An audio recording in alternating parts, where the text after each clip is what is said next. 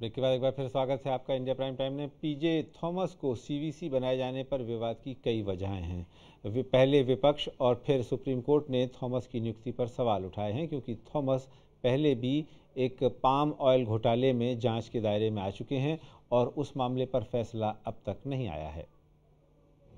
Thomas को CVC बनाने पर क्यों है सुप्रीम कोर्ट को आपत्ति? थॉमस के सीवीसी बनाने का विपक्ष ने क्यों किया था विरोध? सुप्रीम कोर्ट ने पीजे थॉमस की नियुक्ति पर सवाल उठाए हैं। ऐसा पहली बार नहीं हुआ है। इससे पहले विपक्ष ने भी पीजे थॉमस के नाम का तीखा विरोध किया था। नेता प्रतिपक्ष सुषमा स्वराज ने सबसे पहले प्रधानमंत्री के समक्ष अपना विरोध दर्ज करवाया था।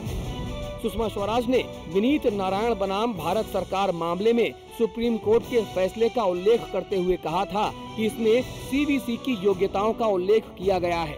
पीजे थॉमस पहले केरल में पाम ऑयल घोटाले में फंस चुके हैं। थॉमस जिस संचार मंत्रालय में सचिव थे, उसी मंत्रालय में 2G स्पेक्ट्रम घोटाला हुआ था और उसकी जांच सीबीआई कर रही है।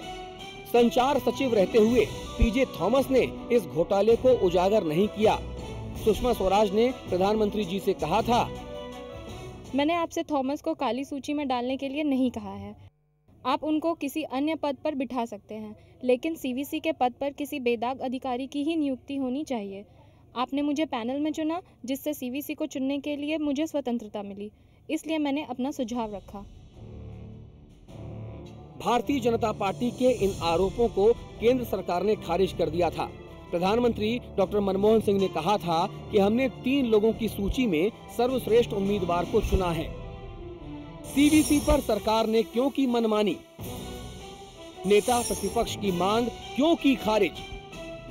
पीजे थॉमस के नाम पर भारतीय जनता पार्टी की आपत्ति की अनदेखी इसीलिए भी नहीं की जा सकती क्योंकि प्रावधान ये है कि सीवीसी की नियुक्ति प्रधानमंत्री, गृह मंत्री और नेता प्रतिपक्ष की सहमति से होगी।